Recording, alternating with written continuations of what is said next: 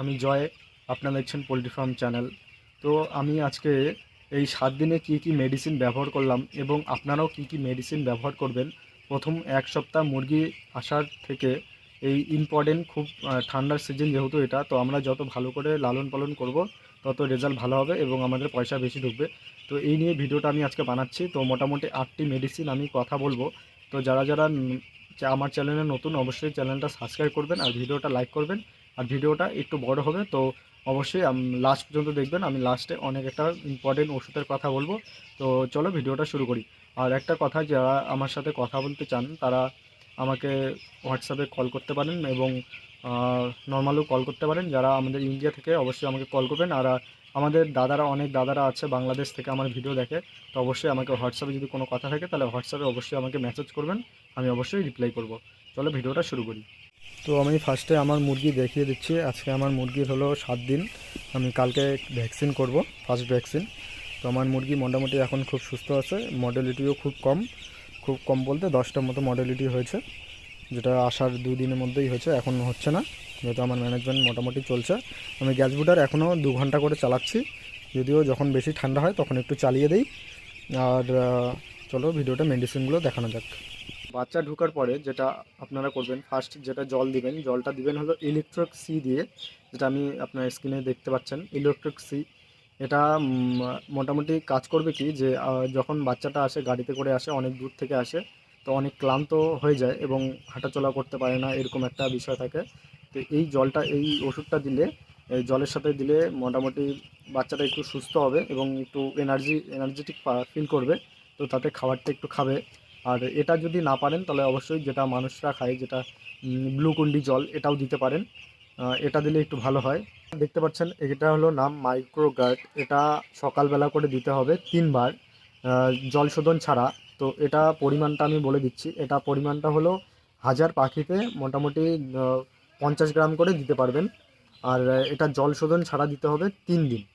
সকালবেলা দুপুরবেলা না দিয়ে সকালবেলা দেওয়াটাই ভালো হবে। তো বাচ্চা ঢোকার দ্বিতীয় দিন সকালবেলা এই মাইক্রো গার্ড এটা 3 দিন দিবেন এবং জল শোধন ছাড়া। আগেই বলছি জল শোধন দিবেন না, যেই যেই ওষুধে জল শোধন লাগে আমি বলে দিব, এবং যেই যেই ওষুধে জল শোধন ছাড়া দিতে হবে সেটাও আমি বলে দিব। তো এটা জল শোধন ছাড়া লাগবে 3 দিন সকালবেলা করে। নিউডক্স ফোর্ট, এটা দেওয়ার উদ্দেশ্য হলো গিয়ে যে আমাদের বাচ্চা যখন 2 দিনের হয় তখন একটা কুসুম কুসুম ভাব থাকে, যেটা কুসুম থেকে ভালো করে একদম মুরগিতে পরিপূর্ণ হয় না। তো এটা দেওয়ার ফলে মোটামুটি মুরগি যে একটা কুসুম কুসুম ভাবটা থাকবে ওইটা পরিপূর্ণভাবে ম্যাচুরেট হবে।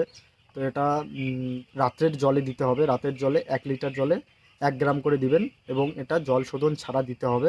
জল শোধন এটাতে দিলে কোনো ওষুধ কাজ করবে না। তো এটা জল শোধন ছাড়া দিবেন, রাতের জলে দিবেন। এটা 2 দিন 3 দিন চালাবেন রাতের জলে। তো জল শোধন লাগবে। জল শোধনের আমি কোনো নাম বললাম না। জল শোধন যে কোনো কোম্পানির দিলেও হয়, যে সব একই হয়, এক কাজ করে।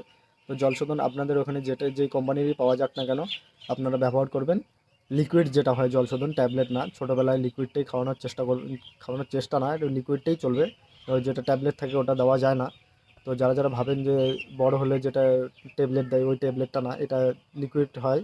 তো লিকুইড যে কোনো বাজারে দোকানে গিয়ে বলবেন জল শোধন মুরগির জন্য দিয়ে দেবে, যে কোনো কোম্পানি হলেও কোনো ব্যাপার না, সবগুলোই সমান কাজ করে। হয়ে গেল 4 দিন। 4 দিন পরে যেটা সকালবেলার জলে দিতে হবে নেফ্রো কেয়ার।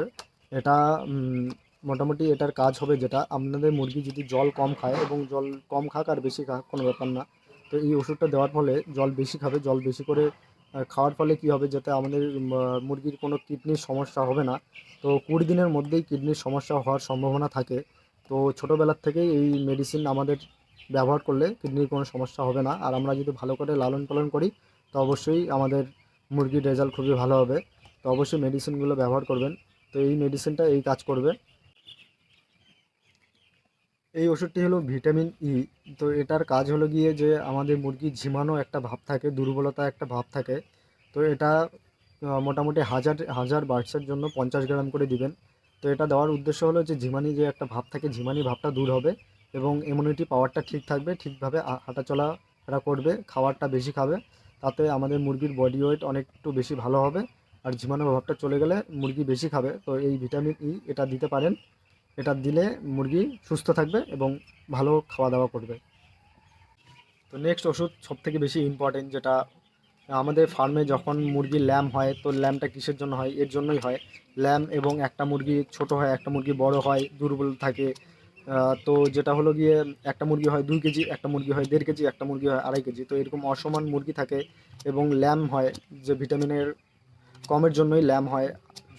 পা চিকন থাকে, তার জন্য ছোট থেকেই এই ওষুধগুলো ব্যবহার করবেন। তো যেটা হলো অস্টোবেট 40, এটা মোটামুটি 1000 পাখির জন্য, 1000 পাখিতে মোটামুটি 50 গ্রাম করে দিবেন। আর যেটা আরেকটা ইম্পর্টেন্ট হলো নেক্সট, যেটা রিকোভিট, এই রিকোভিট আর অস্টোবেট একসাথে মিশিয়ে খাওয়াতে পারবেন। রিকোভিট মোটামুটি 1000-এ 30 গ্রাম করে দিতে হবে। তো এই দুটার কাজ করবে কি, যেটা আমাদের মুরগি যাতে কোনো ভিটামিনের জন্য কোনো প্রবলেম না হয়, সেই প্রবলেমটা অবশ্যই এটা সলভ করে দিবে, মেকআপ করে দিবে। তো যেমন কি একটা পাখি ছোট দুর্বল হয়ে যাচ্ছে, একটা পাখি স্ট্রং আসছে, তো এই স্ট্রং সব পাখিগুলোকে করার জন্য এই দুটো মেডিসিন ইম্পর্টেন্ট, খুবই এটা ব্যবহার করা উচিত এবং আমিও করি এবং আপনারাও করবেন, অবশ্যই রেজাল্ট ভালো হবে। তো এই দুটো মেডিসিন খাবারের সাথে বা জলের সাথে দিতে পারেন, কোনো ব্যাপার নয়, যে কোনোর সাথেই দেওয়া যায়। আর এটা যদি জলের সাথে দেন তাহলে কোনো স্যানিটাইজ বা জল শোধন ব্যবহার করবেন না। তো ভিডিওটা যদি ভালো লাগে অবশ্যই লাইক করবেন, একটা কমেন্ট করবেন, আর অবশ্যই চ্যানেলে নতুন হলে অবশ্যই সাবস্ক্রাইব করবেন। আর যদি কোনো সমস্যা হয় আমাকে অবশ্যই কল করবেন, আমি অবশ্যই আপনার কলের অপেক্ষায় থাকবো এবং অবশ্যই আমি প্রবলেমটা সলভ করার জন্য প্রস্তুত থাকবো।